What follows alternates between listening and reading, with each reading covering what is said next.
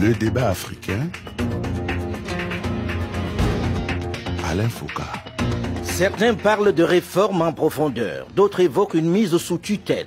Les plus sévères dénoncent une recolonisation. Les radicaux pointent du doigt un phagocytage ou une dissolution pure et simple. Depuis le 2 février dernier, date à laquelle Gianni Infantino, le président de la FIFA, a rendu public ses recommandations pour réformer le gouvernement du football africain, le torchon brûle entre la CAF et l'instance mondiale du ballon rond. La presse, les réseaux sociaux, les spécialistes, les gloires du football ne parlent que de cet incident qui a vu le président Infantino quitter précipitamment Rabat en colère parce qu'on ne l'avait pas compris. Que propose la FIFA pour réformer la CAF? Pourquoi ces recommandations suscitent-elles tant de colère et de division? Est-ce son rôle? Gianni Infantino a-t-il manqué de respect au patron du football africain? Est-il tout simplement pragmatique? Bonjour à tous et bienvenue dans le débat africain consacré ce dimanche à ces questions, avec des invités de prestige sur ce plateau pour en parler. D'abord des gloires du football africain, mais également un confrère qui connaît bien la maison CAF et FIFA. D'abord Samuel Eto'o fils, ancien footballeur qui a pris sa retraite internationale en septembre dernier. L'un des meilleurs joueurs africains de tous les temps, ballon d'or africain 2004, 2009, 2010 et 2011. Meilleur joueur du championnat de Russie en 2013, meilleur buteur de l'histoire de la Coupe d'Afrique des Nations avec ses 18 buts, ancien du Barça, de l'Inter de Milan, du Real Madrid, de Chelsea, ancien capitaine des Lions indomptables du Cameroun. On va s'arrêter là pour les titres. Bonjour Samuel Eto'o fils. Bonjour mon cher grand frère. Merci d'être là. Second invité de notre plateau, une autre gloire du football, Habib Beye, ancien footballeur de l'Olympique de Marseille, ancien des Lions de la Teranga, du Sénégal, la formation nationale du pays de la Teranga, consultant sportif sur RFI et sur Canal+. On vous voit tous les dimanches maintenant, je vous regarde avec beaucoup de plaisir. Peut-être qu'on me voit trop. Non, pas assez. Bonjour Habib Beye. Bonjour à tous. Merci d'être là.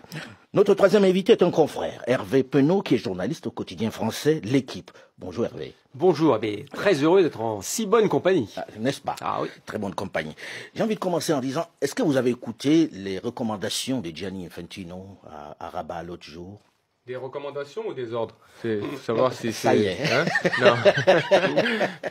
Mais moi j'étais à Rabat. Tu étais à Rabat, Samuel. Alors comment tu as vécu ça? Comment j'ai vécu ça? Gianni connaît ma position. Depuis le premier incident, je dirais, qu'il y a eu après son interview sur L'Équipe ou France Football, je ne me rappelle plus. Il y a un partenariat gagnant-gagnant entre la CAF et la FIFA. Mais la CAF reste la Confédération africaine de football.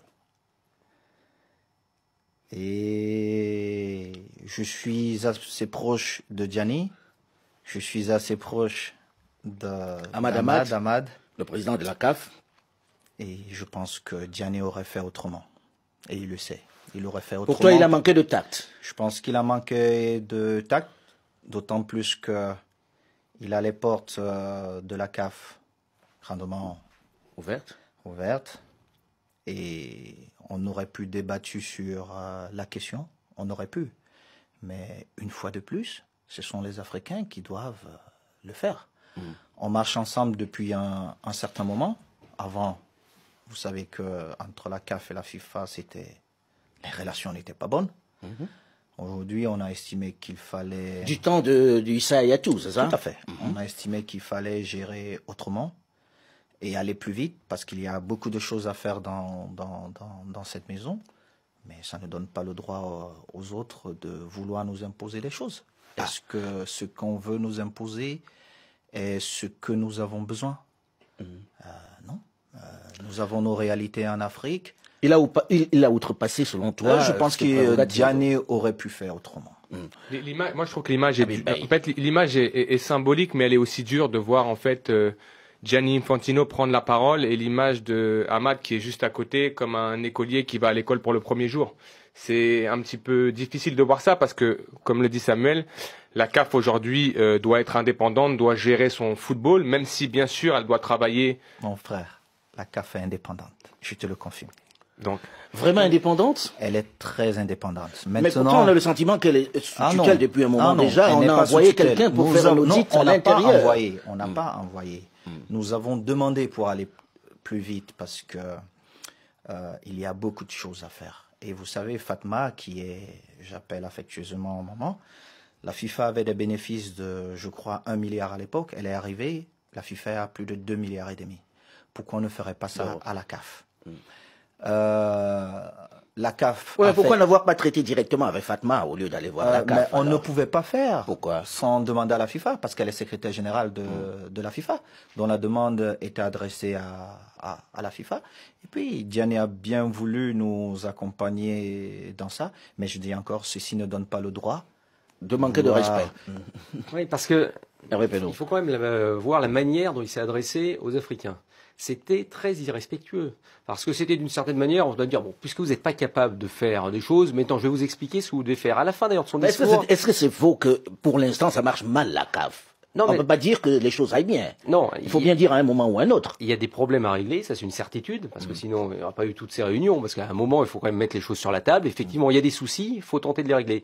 En revanche, quand vous venez comme ça, et c'est pour ça qu'il y a eu tous ces discours autour du néocolonialisme, c'est qu'à un moment on s'est retrouvé un peu dans un domaine quasi politique où la France arriverait, ou la France ou un pays européen, bon la France en général, arriverait et dit bon il faut ça pour vous, ça va être très bien pour vous.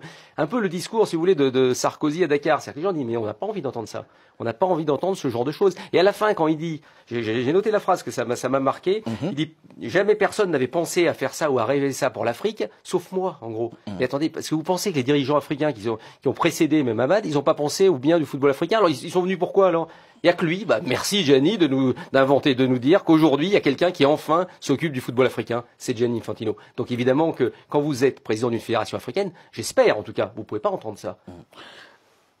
Non mais je pense que les enjeux économiques sont tels que ça soit pour la CAF ou pour la FIFA, lorsqu'on voit aujourd'hui ce que dégage le football à travers toutes ces compétitions, on se rend bien compte que même si je pense que Samuel va le confirmer, la Coupe d'Afrique des Nations a eu un vrai essor sur le plan sponsoring, c'est-à-dire qu'on a quand même gonflé les revenus, mais on se rend compte que ces revenus-là, par rapport à un championnat d'Europe ou par rapport à une Coupe du Monde, on se rend bien compte que pour l'instant c'est un écart abyssal.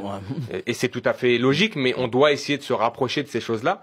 Moi, ce qui m'ennuie un petit peu, c'est de dire, comme le dit Hervé, c'est qu'on vienne en quelque sorte, un peu comme un professeur, dire voilà comment ça fonctionne. On devrait avoir la capacité, à l'intérieur de notre propre confédération, en tout cas à l'intérieur de notre propre continent, de gérer nos affaires courantes. Ce que j'appelle nos affaires courantes, c'est l'organisation des compétitions, mettre en place les choses de façon à ce que le football africain continue à se développer. N'oublions pas aujourd'hui, et je reviens toujours à la même chose, ce que produit le continent africain en termes de qualité de footballeurs, ce qui vient aujourd'hui alimenter tous les championnats européens, ce qui fait qu'aujourd'hui on a des matchs exceptionnels en Europe. C'est aussi parce que nous avons des footballeurs en Afrique qui sont des footballeurs de génie. Oui, mais on a envie de dire, si on améliore, il y aurait peut-être plus de footballeurs de génie et peut-être que ça se passerait directement sur le continent. Je pense que la FIFA doit se voir comme un vrai soutien, pas comme une entité qui vient en quelque sorte imposer les choses et se juxtaposer à la CAF en disant n'oubliez pas que parce que nous sommes surpuissants, et la vérité aujourd'hui, et Samuel l'a dit avec les revenus de la FIFA, ils sont surpuissants par rapport à la CAF, c'est logique. L'organisme mondial du football, mais ce que je veux dire, c'est qu'il ne doit pas venir... Ça n'enlève pas notre fierté d'être africain. Ça n'enlève pas notre fierté d'être africain. Et j'ai été très très dur avec Gianni. J'ai été très très dur avec Pourtant, Gianni. tu connais très très proche de Gianni. Ah oui, c'est justement parce que je peux dire des choses très difficiles à Gianni, parce que je l'ai gagné dans les stades, et je ne serais pas ce nègre de maison qui viendrait, parce qu'il voyage partout avec Gianni, accepter ce qu'il dit. Accepter ce qu'il dit. Quand je ne suis pas d'accord avec Gianni, je lui dis, monsieur, je suis pas d'accord avec toi. Et je pense que... Mais sur quel aspect il a eu tort? Il a eu tort, c'est quoi? Parce que, est-ce que l'intérêt des Africains est d'organiser une Coupe d'Afrique chaque 4 années? Je ne pense pas. Je pense que l'intérêt est plutôt du côté des clubs européens qui voudraient avoir pleinement leurs joueurs. Mais nous ne sommes pas cons, nous ne sommes pas dupes. Maintenant, nous... Mais pourquoi il demanderait à 4 ans s'il pense que c'est bien de jouer tous les 2 ans? Quel est l'intérêt pour lui de faire ça? Parce qu'il s'est rendu compte qu'organiser une Coupe d'Afrique tous les 2 ans pouvait être difficile pour certains pays dans l'organisation, dans le calendrier, en fait, pour être prêt au bon moment. Moi, je crois même pas. C'est un problème financier. Oui, mais moi, je pense que c'est plus l'intérêt des clubs européens qui est sur la table. Ce n'est pas l'intérêt des Africains. Mais l'intérêt des clubs européens, Samuel, n'a l'intérêt aucun des clubs pouvoir européens, c'est d'avoir non, c'est d'avoir un Sadio Mané, c'est d'avoir un Mohamed Salah qui nous représente aujourd'hui, d'avoir Aubameyang. C'est ça l'intérêt des clubs africains. Quand 10 grands clubs se réunissent peut-être avec un président et qui lui disent, écoute, nous on a ces difficultés, est-ce que on peut faire ça comme la Coupe du Monde? Mais la première, la CAN qui a eu lieu, la dernière CAN, a eu lieu dans une période où les clubs n'avaient pas besoin de leurs joueurs. En tout cas, c'était une période qui était plus ou moins similaire à ce qui se fait pour la Coupe du Monde au championnat d'Europe, c'est-à-dire que ça s'est passé l'été. Et ensuite, on a voulu revenir dessus. Il y a eu ces débats-là pour éventuellement la remettre en janvier. Je trouve qu'il y a un ping-pong là qui n'est pas adapté du tout. C'est-à-dire qu'on ne déplace pas une compétition aussi prestigieuse que la Coupe d'Afrique des Nations, comme on va déplacer aujourd'hui un rendez-vous dans votre emploi du temps. Et on n'aurait pas dû. Alors déjà, la première erreur, c'est que le Cameroun a accepté d'ailleurs, c'est de passer de 16 à 24. Ça, c'était une immense erreur, alors qu'ils avaient candidaté pour une CAN à 16 équipes. Et à partir du moment où vous passez à 24 équipes, c'est pas que je suis pour ou contre, c'est pas le débat aujourd'hui, mais à partir du moment où vous passez à 24 équipes, moi je crois qu'effectivement une CAN tous les 2 ans, c'est quasiment impossible. On va contextualiser pourquoi vous avez la CAN en janvier. Avant, elle n'avait pas lieu en janvier, la CAN. Elle avait lieu en mars. Rappelez-vous. Et après, à partir de 92... Fin février, début mars. Voilà, fin février, début mars, mars, un peu plus tard. Mais à l'époque, c'était une date un peu mise comme ça, entre guillemets, je dis pas par hasard, mais les joueurs avaient le droit d'aller jouer leur club et repartir. Les Camerounais, on connaît. Thomas Nkono, il avait même été bloqué par son club en 84. Vous avez Bell qui allait faire des matchs avec Marseille, hop, et qui revenait pour la CAN. Donc ça, à l'époque... Il y a eu une réunion en 92, c'était à Clairefontaine d'ailleurs, parce qu'en gros, c'était la Fédération française de football qui a dit, puisque les joueurs africains évoluaient surtout en France. Donc il a dit, il va falloir qu'on change cette date. Et il a été décidé, alors toutes les parties prenantes étaient donc à Clairefontaine, avec la CAF, plus d'autres membres de structures africaines, et il a été décidé, on va le faire en janvier. Pourquoi? Parce que janvier, à l'époque, vous aviez des trêves. Vous savez, il y avait des trêves qui étaient assez longues, donc ça permettait de pouvoir jouer en janvier. Et donc tout le monde s'est accordé pour janvier. Et c'est pour ça d'ailleurs qu'Issa Hayatou n'a jamais voulu que ce soit en juin. Lui, il voulait toujours que ça reste en janvier. Mais janvier, avec 16 équipes, ça fait 3 semaines de compétition. Avec 24 équipes, ça fait 4 semaines de compétition. Et aujourd'hui, il n'y a plus de trêve véritablement. Donc ça fait que les matchs sont multipliés. Et il y a quelques temps, bon, quand on regarde un calendrier, les calendriers européens en général, il y a beaucoup de matchs de coupe lors du mois de janvier. Donc ça donne la possibilité à un joueur, s'il part 3 semaines, s'il rate 1 ou 2 matchs de championnat, c'est pas très grave. En France, pour être simple, c'est Coupe de la Ligue, Coupe de France. Je vais vous reprendre. Donc je finis juste. C'est que je finis juste. Donc si tu rajoutes une semaine, ça fait une semaine de plus. Ça veut dire que effectivement, les joueurs peuvent être ennuyés 4 semaines, 5 semaines, 6 semaines. Je parle par rapport à leur club.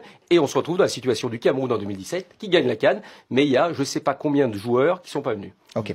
Mais moi, je vous reprends, Hervé. Pourquoi? Je suis fier du Cameroun parce que... heureusement. Sans doute un peu. Ah oui. Non, parce que les infrastructures qu'on demandait, nous les avons aujourd'hui. Nous avons quand même 6 stades niveau Coupe du Monde. Coupe du Monde. Pour un pays comme le Cameroun, c'est juste incroyable. Et je suis vraiment fier. Dans le même temps, il manque les infrastructures quand même. Ah non, il manque beaucoup de choses.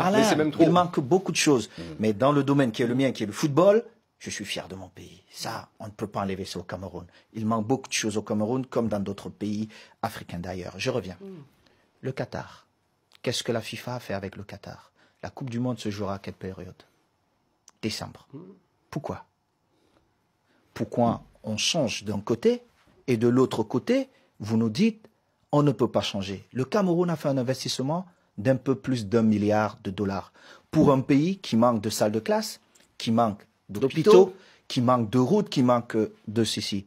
Vous allez me demander de conseiller au gouvernement camerounais d'organiser un spectacle en juin, juillet. En saison de pluie. Saison de pluie, c'est pas possible. Ah, mais c'est la CAF qui l'a mis en juin, faut pas l'oublier. C'était prévu en janvier, hein. Oui. C'est quand même purement une décision des. Mais nous avons joué membres de la CAF. en juin. Nous avons joué en Égypte. Habib, il faisait beau en Égypte. C'est un temps pour jouer au football. C'est un temps. Nous devons aussi protéger nos joueurs. Alors, le gouvernement camerounais qui écrit à la CAF pour dire, nous souhaitons jouer en janvier-février. On regarde le calendrier et les joueurs, ceux qui jouent en Allemagne manqueront au match, ceux qui jouent en France 2 matchs. Les seuls qui iront au-delà de 3-4 matchs, c'est ceux qui jouent en Angleterre. Mais combien de joueurs africains nous avons qui jouent en Angleterre? Ce sont ceux qui nous représentent le plus, évidemment. Mais nous avons Sadio Mané, Mohamed Salah et Aubameyang et 4 ou 5 autres qui sont là. Il y en a d'autres. Alors, on revient à ce que vous étiez en train de dire. On perd 1 ou 2 matchs. L'intérêt de la FIFA n'est pas l'intérêt de l'Afrique. Sur cette question, moi je le dis clairement comme ça. Ce n'est pas, c'est juste l'intérêt. Non, c'est juste l'intérêt des clubs européens. Point. Ça et ça. Vous voulez dire que on ne peut la pas FIFA n'a défendu là-dessus que les intérêts des clubs européens. Des clubs européens. Et ça, on ne peut pas l'accepter. Quand vous me dites, il faut jouer la Coupe d'Afrique chaque 4 années. Et comment on finance le football? Ah bah justement, alors c'est là où c'est on a pourtant entendu des gloires du football dire nous on est d'accord pour ça. Pourquoi? Est-ce qu'ils savent comment ça se passe? Ils vont prendre l'argent. J'ai entendu, c'est à vérifier, mais j'ai entendu. Mais qu'ils nous disent où est-ce que nous allons prendre l'argent pour financer le football africain. Et avec une problématique aussi supplémentaire dont on parle pas, moi je suis à l'intérieur et Hervé aussi, c'est les droits télévisuels.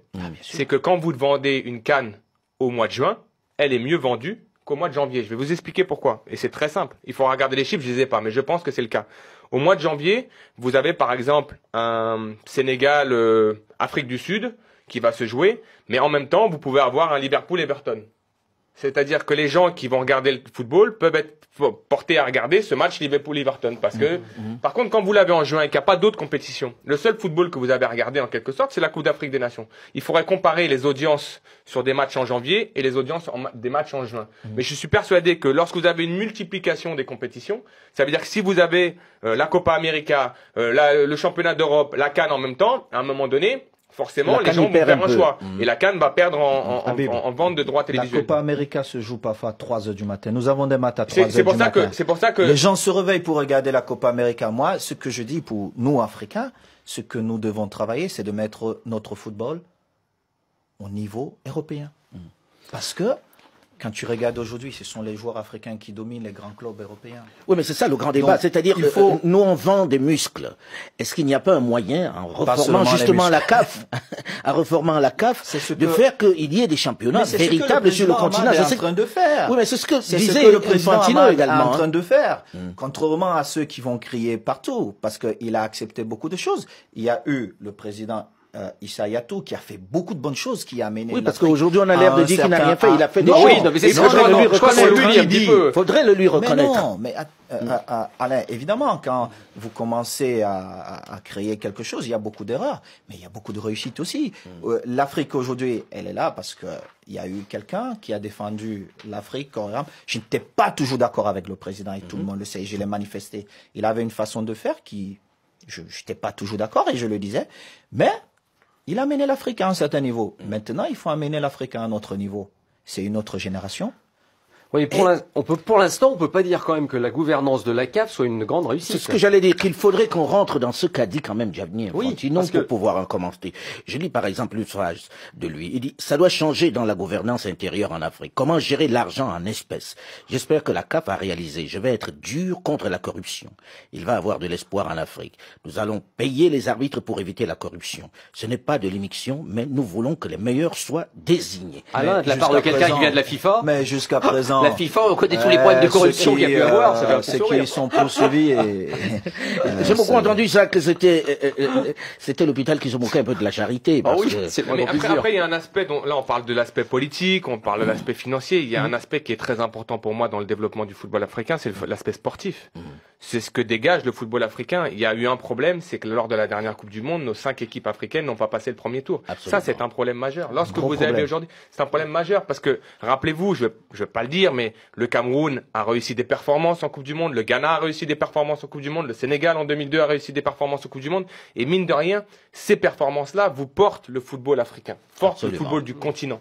Le souci qu'on peut avoir, c'est que forcément, lorsque vous êtes dans ces grandes réunions, j'y suis pas, mais j'essaie de me projeter un petit peu, le poids du football africain se fera aussi par ses résultats.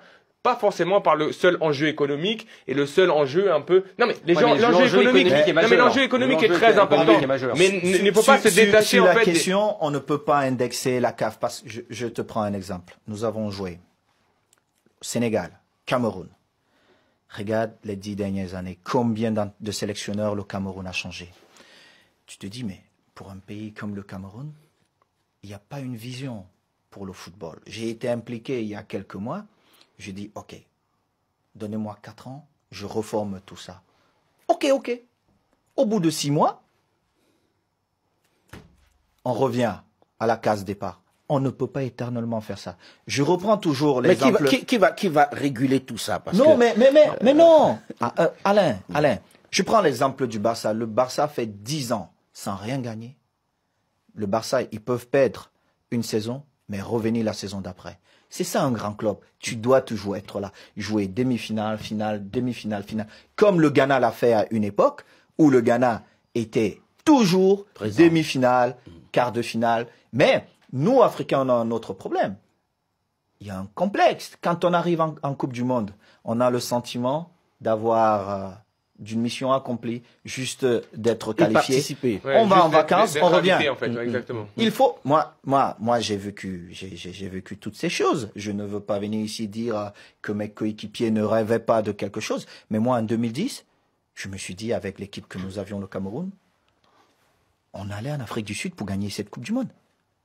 On allait Mais les mêmes problèmes surgissent. Quand ce ne sont pas des primes, ce sont des coéquipiers qui ont mais l'équipe du Cameroun est championne de ce type de questions. Mais il n'y a pas que le Cameroun. Le Ghana a eu les mêmes problèmes. Il n'y a pas que le Cameroun. Non, mais c'est vrai que ça, c'est un vrai souci. Parce que dans l'histoire de Gianni Infantino, alors, il y a plein de choses qu'il a dit qui sont absurdes. Il y a quelques petites choses quand même. Oui, il y a des réalités. Absolument. Il y a des choses. On va en parler justement dans la seconde partie du débat africain, puisque nous arrivons au terme de la première partie de ce magazine.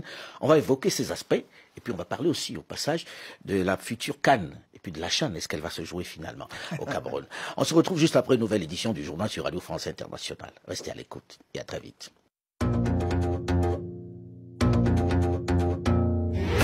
Le débat africain, Alain Foucault. Le président Gianni Infantino a-t-il manqué de respect aux dirigeants du football africain et dépassé les prérogatives de la FIFA dont il est le président en faisant ses recommandations pour réformer en profondeur le football africain? Une CAN tous les 4 ans, est-ce une solution? Bonjour et bienvenue à tous ceux qui nous rejoignent seulement maintenant dans la seconde partie du débat africain qui reçoit aujourd'hui plusieurs grands noms du football africain et un confrère. D'abord Samuel Eto'o, fils, ancien footballeur, qui a pris sa retraite internationale en septembre dernier, l'un des meilleurs joueurs africains de tous les temps. Second invité de ce plateau, Habib Beye, ancien footballeur de l'Olympique de Marseille, ancien des Lions de la Teranga, la formation nationale sénégalaise, consultant sportif sur RFI, sur Canal+. Et puis notre troisième invité est un confrère, Hervé Penaud, qui est journaliste au quotidien L'Équipe. Alors, nous avons terminé la première partie de ce magazine en évoquant justement les propos de Gianni Infantino. Est-ce qu'il n'y a pas de part de vérité dans ce qu'il a dit? Est-ce que sur la gouvernance même du football africain, il n'y a pas des choses à faire? Et qui doit décider si c'est pas la FIFA? Hervé Penaud. Non, mais le gros problème, c'est que lui, il a mis en parallèle, si vous voulez, l'argent que devrait récupérer le football africain et en se déconnectant tout à fait, à mon avis, des réalités du football africain. Et ça, c'est un vrai souci. Alors déjà, il y a une chose qu'on va pas parler, c'est même la sociologie du football africain. C'est-à-dire qu'il faut bien se rendre compte ce qu'est une CAN pour la plupart des gens qui vivent en Afrique. C'est un moment de bonheur incroyable. Samuel pourra en parler. Quand il voyait les Lions, quand il entendait à la radio les Lions jouer, c'était un moment incroyable. Donc ça, il faut bien se rendre compte qu'on parle de pays, dans beaucoup de pays mais si en ça doit difficulté. doit améliorer la compétition en passant à 4 ans. Non, mais justement, alors ça voudrait dire déjà que vous privez, une fois tous les 2 ans, genre de ce rêve en quelque sorte. Mais pourquoi pas? Mais alors j'aimerais savoir comment il va récolter son argent. Parce qu'il dit qu'à partir du moment où on le fera tous les 4 ans, ça fera on peut faire 4 à 6 fois plus d'argent. Alors moi j'aimerais savoir comment il va le faire, surtout qu'en plus ils ont découplé. Mais il vous l'a pas expliqué comment on fait ça? Mais je crois c'est des incantations. Nous étions peut-être que vous étiez ensemble, puisque ça m'était quand même assez proche de lui. Non seulement. Moi j'ai pensé un moment que tu étais l'auteur de cette proposition. Mais non, mais moi par contre j'ai écouté ce discours à Yaoundé, il y a un de mes grands frères. Bon. Bref, qui a... Les noms. Non, il ne mérite même pas que je cite son nom. Bon. Qui a abordé ce sujet lors du comité exécutif à Yaoundé il y a un mois, et j'étais surpris de voir que Gianni venait sans prévenir, et il sortait la même chose. Donc, il y a eu des réunions auxquelles nous n'avons pas pris part. Et en plus, cet ancien joueur, il lisait.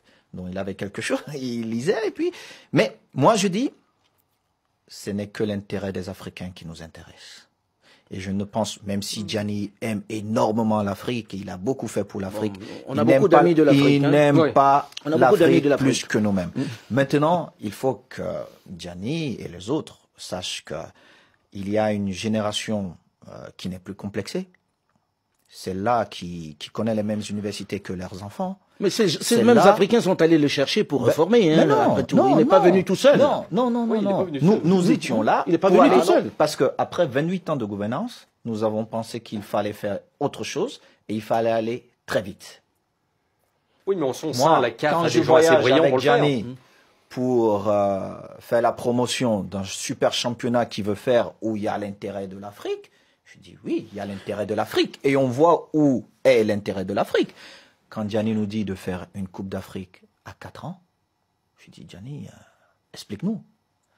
Mais tu ne nous expliques pas ça devant tout le monde, parce qu'il y a un président de la CAF, et si tu veux avoir un discours comme celui-là, on discute d'abord en off, et d'abord, Ahmad, c'est son aîné. Tu peux pas parler aux aînés comme ça. Moi, il y a ce respect. Ça, c'est le truc africain. Non, ce n'est pas seulement le truc africain. C'est normal. Il est le patron du football, ok. Mais il a besoin de 54 fédérations africaines. Mais voilà pourquoi il dit ça. Il a besoin de 54 fédérations africaines pour être là où il est. Et le patron de ces fédérations africaines, ça reste Ahmad Ahmad.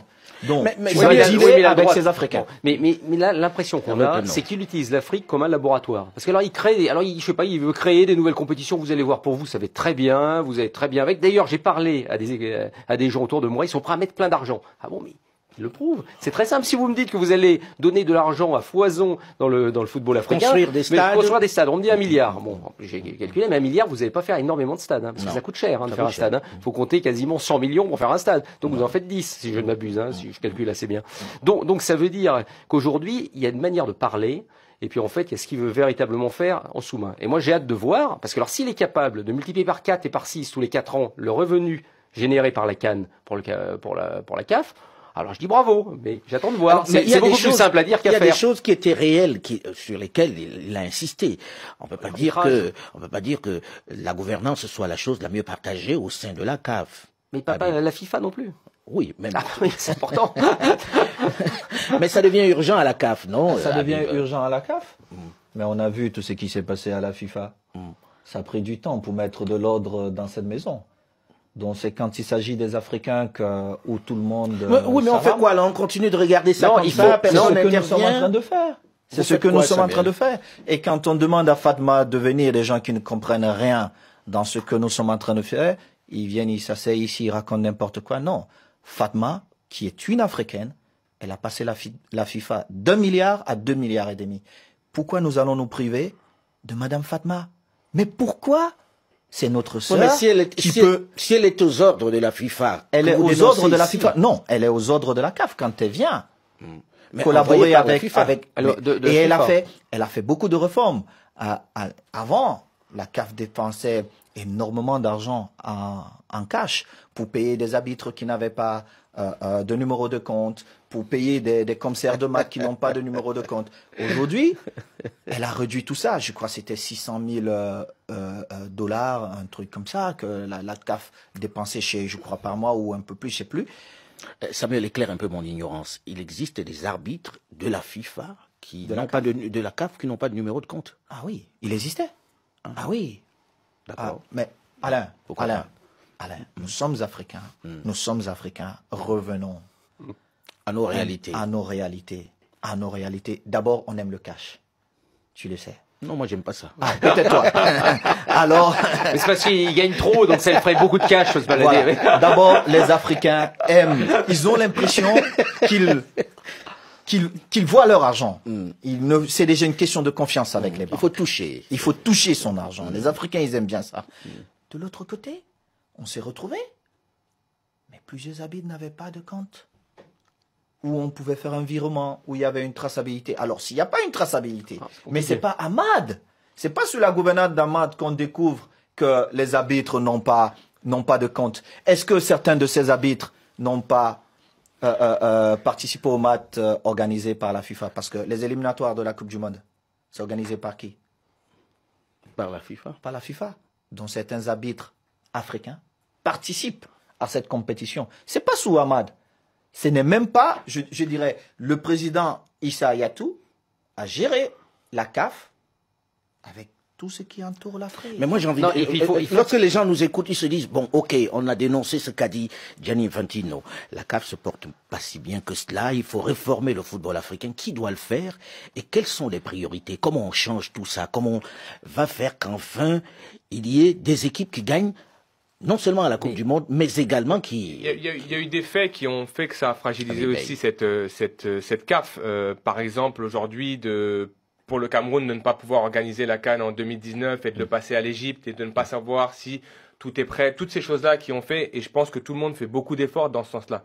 Et souvent, on parle de réalité africaine. Moi, je trouve que la réalité africaine doit avoir sa limite. C'est-à-dire qu'on n'est pas sur Mars quand même. Oui, non, mais on dit souvent, oui, mais vous savez, la réalité africaine, il faut s'adapter. Et je pense que notre football a aussi souffert de cette réalité africaine de toujours dire il faut qu'on s'adapte parce que vous savez, en Afrique, je comprends. Et le développement, comme le dit Samuel, va prendre du temps. Ça prend beaucoup de temps. Mais il faut aussi à un moment donné mettre des limites à cette réalité africaine. C'est que quand il y a des règles, il faut savoir les appliquer et ne pas toujours être dans l'adaptabilité. Parce que si on s'adapte constamment, on va permettre ces comportements qui peuvent être déviants. Et on en a ciblé des comportements déviants. Ensuite, je pense que pour la dernière chose, c'est que je l'ai souvent dit, l'Afrique doit arrêter d'être une ressource d'exploitation. Elle doit être une ressource de développement. Souvent, on a tendance à penser qu'on va venir en Afrique pour exploiter ce continent, exploiter en bien ou en mal, mais il faut que l'Afrique, aujourd'hui, a énormément de richesses. Et il faut savoir le développer. Avant même de vouloir l'exploiter, il faut arriver en se disant comment allons-nous développer cette richesse. Si alors, dans le cadre du football, comment on fait ? Dans le cadre du football, c'est ce que je dis, c'est qu'à un moment donné, la FIFA doit être présente, mais elle doit être un soutien. Un partenaire. Et un partenaire. C'est-à-dire qu'elle vient, elle prend les réalités qui sont aujourd'hui dans notre football, sur notre continent. Ces réalités, elles existent depuis la nuit des temps. Mais vous voyez, j'ai commencé en sélection, si je dis pas de bêtises, en 2001. Le football aujourd'hui, en 2020, en Afrique, je pense au sein des sélections, se porte mieux qu'en 2001. Je suis arrivé en sélection. Non, ce que je dis, sur certaines choses, il y a eu des avancées, bien sûr. Mais il y a eu des avancées au Sénégal, qui était une nation quand même importante en Afrique, même en 2001. Je me suis retrouvé. C'est une nation importante. Voilà, mais en 2001, qu'il était déjà. Ce que je veux dire, c'est que je m'entraînais avec une paire de chaussettes d'une marque, avec un short d'une autre marque et d'un maillot d'une autre marque. Donc ça veut dire que les choses ont évolué. On a commencé à se déplacer. Par exemple, les déplacements se faisaient aujourd'hui avec beaucoup plus de facilité. Lorsque Sadio Mané dit à Jürgen Klopp, j'ai un match en sélection, il se pose moins de questions peut-être que l'entraîneur il y a maintenant 15-20 ans quand il libérait son joueur parce qu'il se disait, mon joueur va partir, peut-être qu'il va mettre 4 ou 5 jours pour revenir. Aujourd'hui, je pense que ça n'est plus le cas, peut-être pour certaines sélections. Mais la majorité des sélections sont organisées de façon à ce que tu puisses venir dans ta sélection et en étant dans les meilleures dispositions. Donc je pense que quand on aura compris ça, qu'il doit être un soutien, un partenaire, le football africain, je pense, a la capacité aujourd'hui de gérer son football et de trouver les hommes pour le gérer. Parce que c'est vrai qu'on a tapé sur la FIFA, on a dit à peu près tout ce qu'on avait à dire sur ce qui s'est passé là. Mais maintenant, à un moment, c'était pas le but au départ. Ouais, non, c'est pas le but. C'est pas le but. Mais à un moment, il faut aussi que les gens qui dirigent le football africain se regardent dans une glace. Parce que c'est trop facile aussi de voir des boucs émissaires partout. Parce qu'il n'est pas normal qu'on voit des championnats exploser totalement. Alors parlons du Cameroun, puisque Samuel est là par exemple. Vous aviez des clubs, des immenses clubs. Tonnerre de Yaoundé, c'est un immense Canon club. de Yaoundé, c'est un immense club. Union de Douala, c'est un immense club, etc. Aujourd'hui, il y a quoi? Il n'y a plus rien. C'est-à-dire que vous avez des compétitions de clubs dans les pays où il n'y a plus rien. Donc il va falloir déjà restructurer les championnats nationaux. Prenez l'exemple de la Mauritanie. Eh ben, vous avez un président de Fédé qui a fait un super boulot, qui a développé les championnats D1, D2, D3, les femmes, les jeunes, etc., etc. Donc, si vous avez une volonté politique interne, alors c'est même pas lié à la CAF, à l'arrière, si la CAF peut être là aussi pour dire de temps en temps, si ce n'est taper du doigt, un petit peu du poing sur la table, mais enfin donner une direction en tout cas, mais volonté interne aux fédérations pour changer les choses. On le voit au Maroc, où là, vous voyez que le Maroc, ça se passe très bien. Nous sommes allés en Mauritanie avec Samuel, rencontrer le président Ahmed Yahya, et je peux vous garantir que lui, pour le coup, s'est appuyé sur les fonds de la FIFA. Parce qu'il y a des fonds qui sont aujourd'hui destinés au football. Il les a utilisés pour ça. Il les a utilisés pour ça. Fédération africaine, ils savent pas comment faire pour récupérer les fonds. Rappelle-toi, nous avons posé la question et il a expliqué combien il a récupéré de la FIFA. Donc c'est pour ça qu'on tape sur la FIFA parfois, mais il faut aussi savoir valoriser la FIFA lorsqu'elle met à disposition aujourd'hui des fédérations. Absolument. Et c'était le cas pour la Mauritanie. Ils se sont servis de ça. On est allé visiter avec Samuel le centre de formation qu'ils ont mis en place, l'école de football, ce qu'ils ont créé, les infrastructures. Et vous voyez, on parle aujourd'hui de 4 ans pour développer, 6 ans, 10 ans. Mais il peut y avoir des développements dont on voit les résultats tout de suite. La Mauritanie a participé à la dernière Coupe d'Afrique des Nations. Ils ont eu de très très bons résultats dans la qualification aussi de cette Coupe d'Afrique des Nations. Donc ça veut dire que ce que vous mettez en place tout de suite peut avoir un effet immédiat. Alors bien sûr que le développement prend du temps. Surtout s'il y a des talents. Mais il y a des talents et la FIFA, il faut savoir dire aussi qu'ils sont capables et ils le font.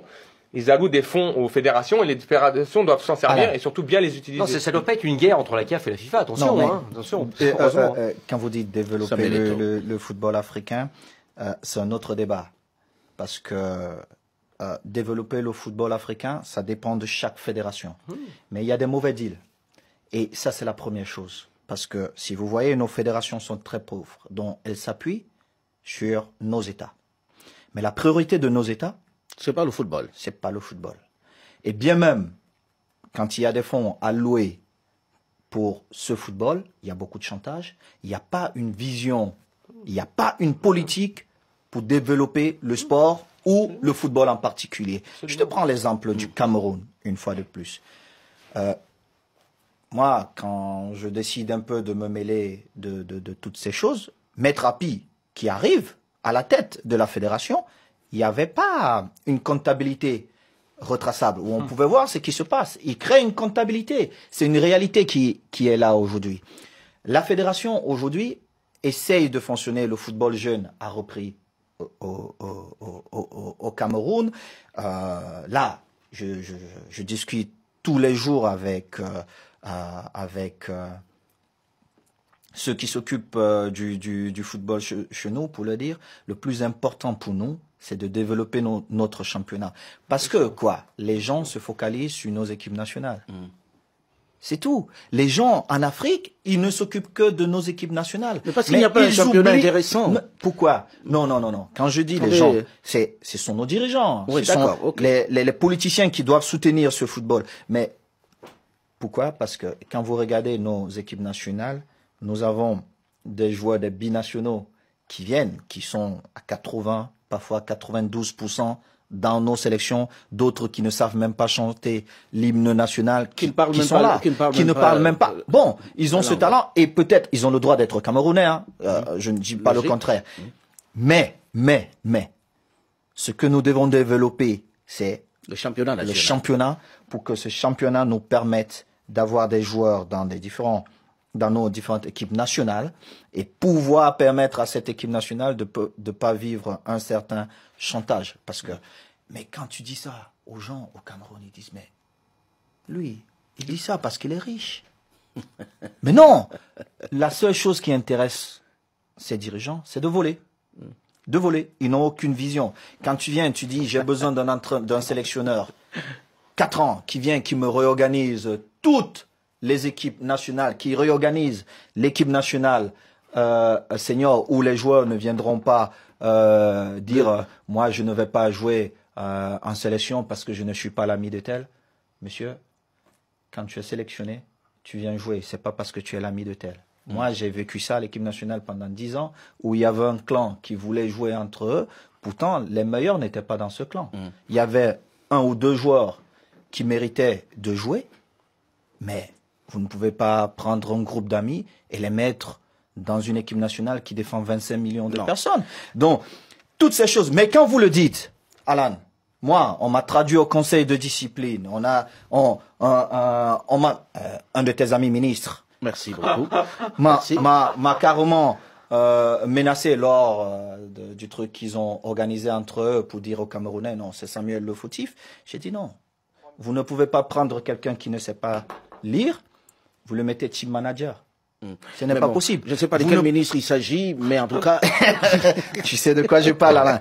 Moi, je dis, pour organiser le football africain, les Africains doivent prendre les responsabilités, les présidents de fédération, et ne pas laisser les différents ministres de sport venir s'ingérer dans la gestion du football. Ma question est la suivante. Quand on voit les grandes gloires du football africain, Habib fait partie, tu en fais partie, la plupart d'entre vous, vous êtes en dehors des fédérations, on a l'impression que vous êtes ailleurs, ça ne vous intéresse pas, mais vous êtes plus prompt à critiquer. Est-ce que vous ne devez pas vous impliquer vous-même?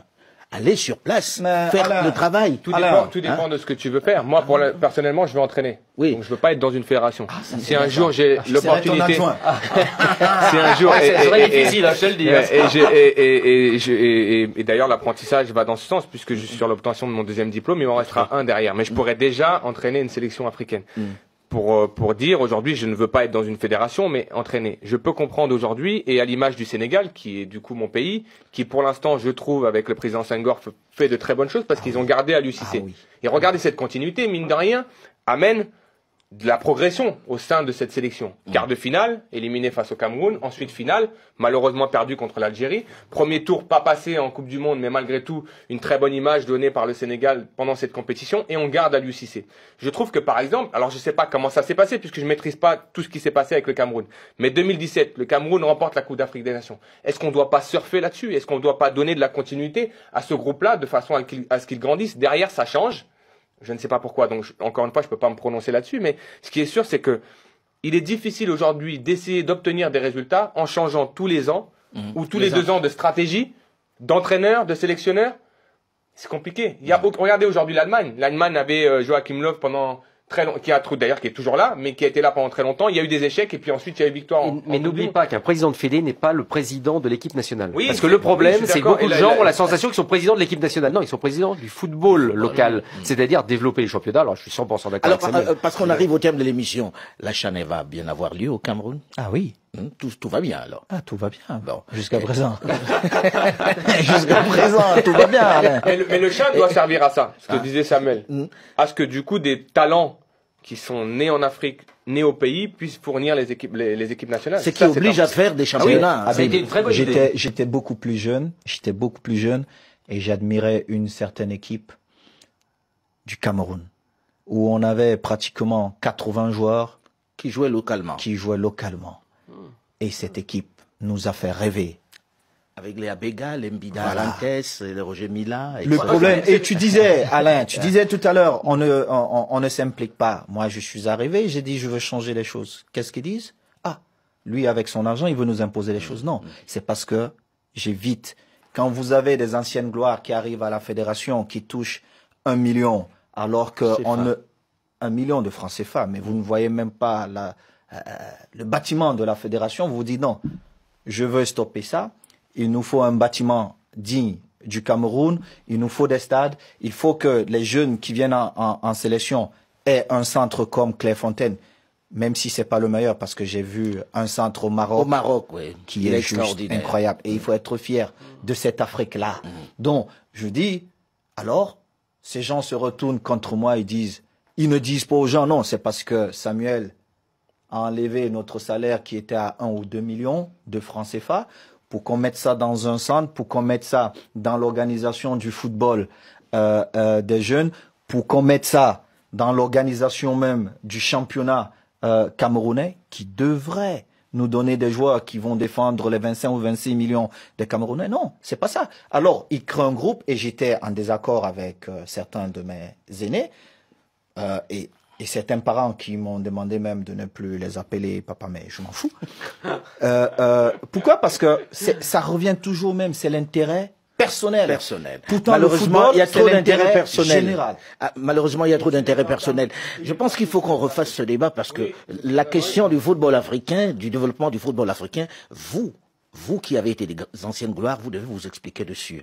Vous avez une obligation d'explication dessus parce que vous avez gagné beaucoup d'argent, vous avez la gloire, maintenant vous devez vous occuper des lieux d'où vous venez. À travers les médias, on passe des messages. Il faut que ces messages soient pris aussi de façon positive. Et puis il faut que vous vous impliquiez sur place. Parce que souvent, ils sont pris de façon négative. Malheureusement, on arrive au terme de cette émission. J'aimerais bien qu'on reste plus longtemps ensemble, mais le temps tourne. Olivier Raoul, de l'autre côté, me fait signe qu'on a largement dépassé le temps. Alors, merci à vous d'être venus.